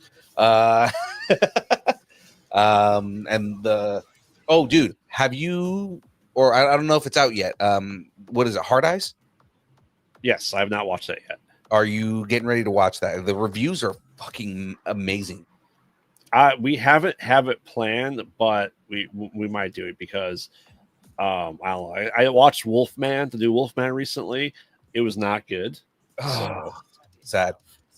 When the indie horror film is loving Heart Eyes, I go, is it really good? I don't know. I don't. Well, no. So IGN gave it a pretty high rating. And IGN's usually pretty stingy about the ratings that they give for movies. So they gave them a pretty high rating, and I think comicbook.com gave them a good rating too. So I mean, that's definitely something that I want to hear what your opinion on it is. Yeah, the issue with doing stuff like that is without spoiling it for ourselves. It's hard to make a themed episode without knowing what the theme is, without spoiling it for ourselves. Yeah. I'm definitely going to watch it when it comes out. We'll do a roundup episode for sure this year, though. If nothing else. Hell yeah. Well, I really went off the rails there. Insnerding at AOL.com. And we will read whatever it is that you send us on the air, except for the thing that Frey just sent us, because she would get doxxed, and that would not be good. And so what I'm saying, I acknowledge there's more than one Mario RPG. By playing something that has no RPG in the title, that has, yes, I agree that Mario and Luigi are RPG games. I do not agree that Paper Mario is. Okay, I can. Yeah. You can't acquire gear to level up. Yeah, you can't level the character up. Mm-hmm. Oh, I was just informed by Sack Deadpool that we are also on LinkedIn and Red Note, so keep that in mind, guys. Ooh. If you want a job, you have to talk to our intern and PA. Yes. Yeah, James. James is the PA of the year, Mm-hmm. and he will let you know. All right, well, ladies and gentlemen, that is it from us. It is now time for the dance party, so let's go ahead and get this going.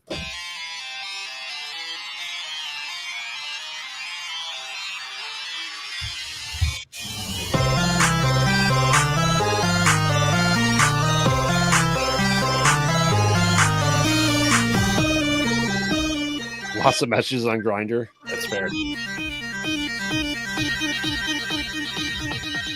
Distance. All right, I'm assuming it's a Lego replica. Huh? Is that a Lego replica? No, it's a coaster. Oh, boo. Yeah, no, it's a coaster. It's my drink coaster. Back when Mario was the villain? Yeah. Back when Mario was the villain. Mario, Jumpman Mario. Yes, he was saving Pauline from Donkey Kong, but, because he was a cruel animal tamer that took over Donkey Kong, kept him in a cage. Exactly. He was the bad guy. Oh, yeah. He's just an evil Italian dude, which was also very relevant in World War II. I mean, Japan, Nintendo started in 1898 or something like that, so... Oh, they're only for me on Grindr. That's fair. It's only for the beer, let's face it. They all want to see the beard. We'll see everybody next week. Where's my button? I lost the button. Okay, there's the button.